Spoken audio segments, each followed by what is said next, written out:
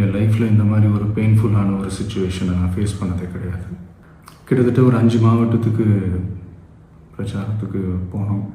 இந்த மாதிரி எதுவுமே நடக்கல. ஆனால் கரூரில் மட்டும் ஏன் எப்படி நடக்குது, எப்படி நடக்குது? மக்களுக்கு எல்லா உண்மையும் தெரியும். மக்கள் எல்லாத்தையும் பார்த்துக்கிட்டு இருக்கிறாங்க.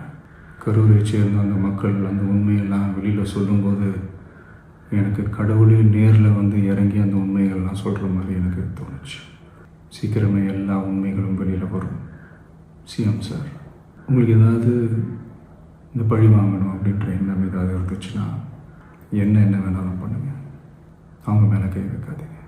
நான் ஒன்று வீட்டில் இருப்பேன், இல்லை நான் ஆஃபீஸில் இருப்பேன். என்ன வேணாலும் செய்யுங்க. நண்பர்களே, தோழர்களே, கரூரில் நடந்தது பெருந்துயரம், கொடுந்துயரம், இதுவரை நடக்காத துயரம், இனி நடக்கக்கூடாத துயரம். இதற்கிடையே சோஷியல் மீடியாவில் சிலர் பரப்புற வதந்திகளையும் பொய் செய்திகளையும் பார்த்துட்டு தான் இருக்கேன். எந்த ஒரு அரசியல் கட்சி தலைவரும் தன்னோட தொண்டர்களும் அப்பாவி பொதுமக்களும் இறக்கிறத எப்பொழுதும் விரும்ப மாட்டாங்க. இந்த சம்பவத்தில் உயிரிழந்தவங்க எந்த கட்சி சார்ந்தவங்களாக இருந்தாலும் என்னை பொறுத்த வரைக்கும் அவங்க நம்மளோட தமிழ் உறவுகள்.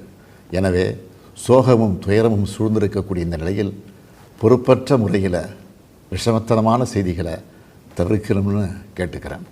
அரசியல் கட்சிகள், பொது அமைப்புகள் இது போன்ற நிகழ்ச்சிகள் நடத்தும்போது இனி வரும் காலங்களில் எத்தகைய பொறுப்போடு நடந்துக்கணும்ன்ற விதிமுறைகளை வகுக்க வேண்டியது நம்ம எல்லோருடைய கடமை.